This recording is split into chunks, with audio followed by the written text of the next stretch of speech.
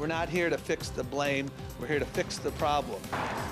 A rash of police shootings makes the Portland Police Bureau the target of a federal investigation.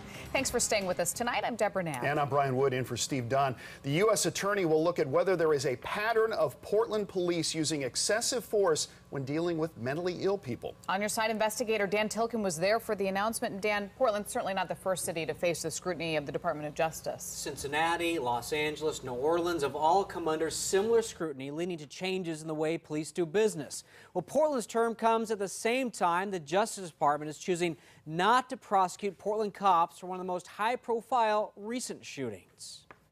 Aaron Campbell was despondent over the death of his brother last year when a Portland officer thought he was reaching for a gun and shot him. Campbell wasn't armed.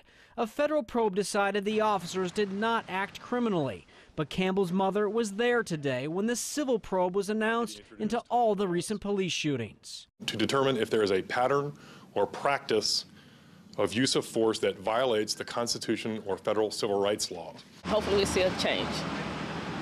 He was saying all the wonderful things, and I just hope that we will see a change. There have been 8 police shootings in the last 18 months involving people with mental issues. People like Jack Dale Collins, shot when he approached an officer with an X-Acto knife covered with self-inflicted cuts. There was also the shooting of Keaton Otis, caught on camera when he opened fire on officers. He too suffered from mental illness. The Department of Justice also promises to look at racial issues. There are communities of color who believe that if you're African American, you are treated differently by Portland Police. We will be listening to every corner of the community. We're humble in the knowledge that we don't have it all figured out. With the rising crisis of folks being more mentally ill than ever. Portland's police chief says he's proud of his officers and how they deal with volatile issues. And I believe this is a unique opportunity for us to work with the Department of Justice to ensure that we are at the very forefront of best practices.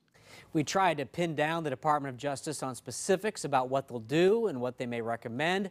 They will only talk generalities, saying they don't want to prejudice their thoughts. You mentioned several cities that had similar investigations. What's come of those? Well, in the situation of Cincinnati, they changed some of their training practices, and they actually hired an independent monitor to make sure that the police officers and the police bureau were doing the things that they were supposed to be doing.